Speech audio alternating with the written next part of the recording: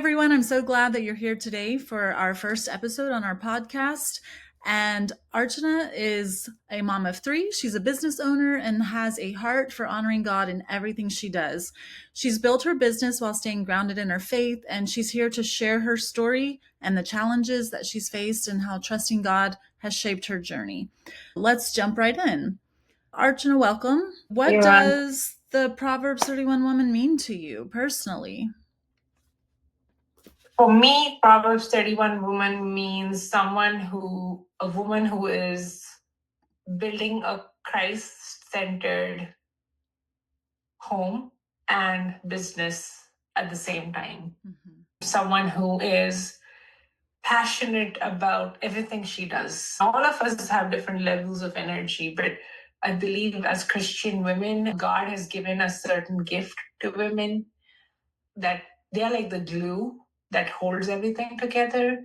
And that's what I see in the Proverbs 31 woman, because she is someone who, first of all, prioritizes her home, her family, and prioritizes building wealth. There's a thing which I see a lot among Christians, that feeling of, we're not supposed to, that what God gives us, whatever He gives us, we should be content. And that's true. 100% we need to be content. But what I see in Proverbs 31 wife or mom is that she's content, but she's always looking for ways to glorify God. She's thinking about using all the gifts, all those talents. So she, for example, if you take specific verse, I think it is verse, I may be wrong, but 13, it says she selects the wool and the flax and works eagerly with her hands, and she sells her products to these merchants,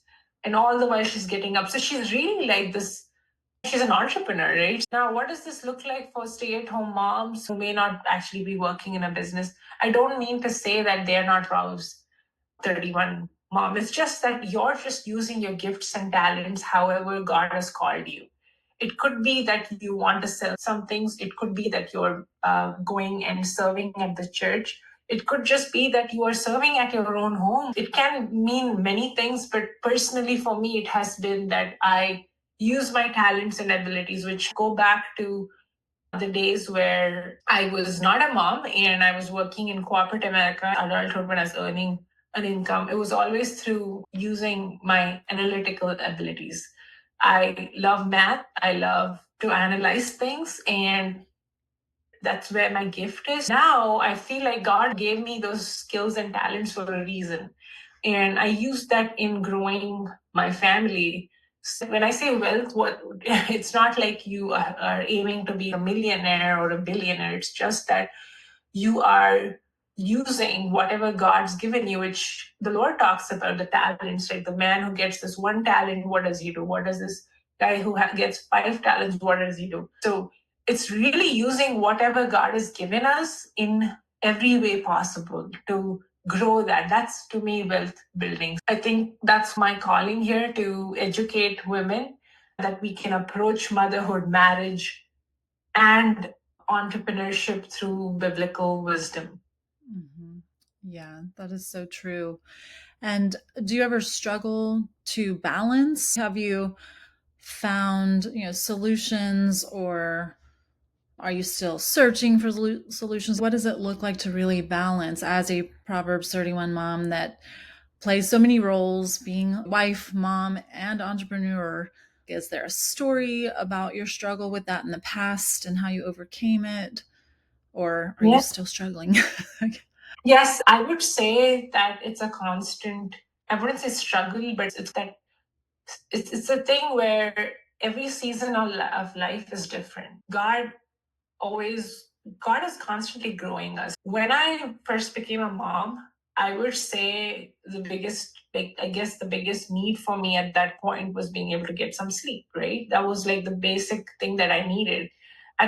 In that particular season when I had my first child, I just didn't know anything about not sleeping. Now, with some time gone between having my first child and my third one, and having all these other things going on, which is my business and taking care of the house and having time for my husband, I have learned one thing is that whatever the variables are, it doesn't matter. The constant is that the Lord is this should be the center of it all. He is, but do I make him the priority? And starting my day in prayer, which I think is like a must for me. Of course, praying is important. I can actually tell when I don't pray that day, when I don't commit my day the first thing in the morning. But I know that the days that when I was all okay and I didn't prioritize prayer and reading the word,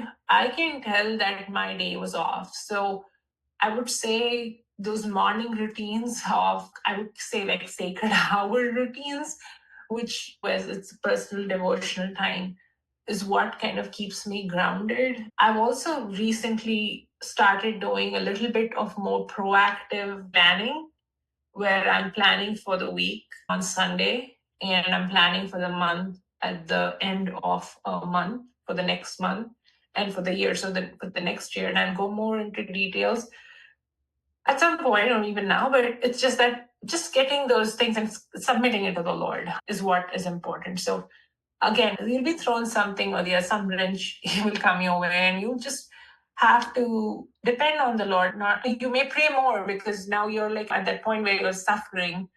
And I do that throughout my day. I'm like praying. But I would say the Lord is starting my day with prayer and reading his word is just mandatory for me. So really setting that as a priority of keeping your focus on God throughout the day, starting your day that way with prayer. And then you also mentioned that you do your planning and scheduling like for the whole month and for the whole year. So those are two really important pieces of advice that other moms can listen to. Also, it sounds like your faith has really influenced the way that you're handling the challenges of motherhood and business. What about maybe a story of how prayer has helped guide you, or maybe scripture? Like, how does prayer or scripture guide you?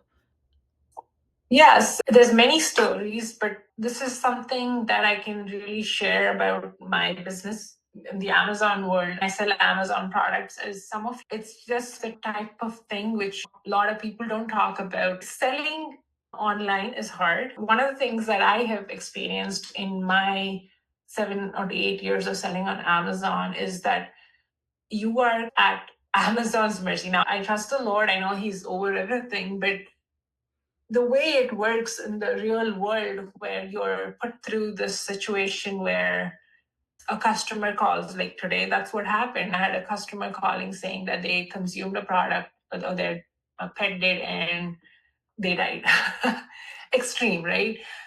But those are things that can really trip you, like, because you start off on Monday with an issue. I have always had these issues. Now, would I say that these issues mean they're so bad that you can't sell on Amazon? No, I have a lot of financial benefits. There was a time where we were basically called by Amazon saying, hey, we're going to take down your listing because it has pesticide in it. At that moment, it felt so frustrating because I had worked so hard in building this brand, this product. And I get this call from Amazon and they're like, sorry, we don't want anything more. Basically, them saying that this is the end. You have to take this product down. And it's at that moment I was like, what did I do? Like, why am I building this? What's going on? So that is when I was like, you know what? The words I'm saying, why am I not in control? That was when I was like, I don't need to be in control. And that's when I was like, I just need to reach out to the Lord. I have a space where I pray. And I was like, I just need to submit this to the Lord. And I did that. It wasn't easy because I'm like, this is so logical. There's no actual pesticide in this product. Why is Amazon doing this? It feels like I was being targeted. And there's another story. One day, I'll share about this targeting part because Amazon does that with some sellers. It felt a bit frustrating, but at that moment, I just had to leave it to the Lord. And now it took a while for all that to get fixed, but just being able to give it off to the Lord is what I've been doing. Whenever I hit any roadblock, any kind of hurdle. So Yeah, there's many examples, but this particular one was a thing which really was the time where I was like, you know what? I have this because of God. I just need to give it back to Him. This is a moment for me to just submit to that. And I'll say I had a lot of peace just by doing that. Mm-hmm. It sounds like there's definitely struggles that come with Amazon in particular. And it sounds like you've got a lot of good experience navigating those problems Yes. that come up and getting through them. And yeah, definitely that advice to give it over to God, to lay it down and let God be in control is so useful in so many areas of our lives as wives and moms. What would you say a typical day looks like for you? Like when it comes to intentionally integrating everything that you do, like what does a typical day look like?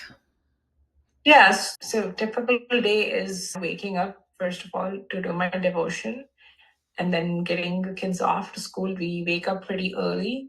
They're up by almost like 5:45 a.m. and then they go off to school. I get their food packed and all that good stuff and drop them off at school. And then starting from 8 o'clock, I'm online I work the whole morning, and it's a lot of sending shipments, researching on how to get a better ranking on Amazon, because Amazon is all about customer searches, and being able to rank better for your products is pretty much like your formula for success on Amazon. So I've spent a lot of time on that, and I have a team who helps me with creatives, PPC, and other things in the business. We meet 2 to 3 times a week, depending on which team it is. And it's setting up the plan for the next week. It's a lot of customer service. I'm right now in the position of managing a team,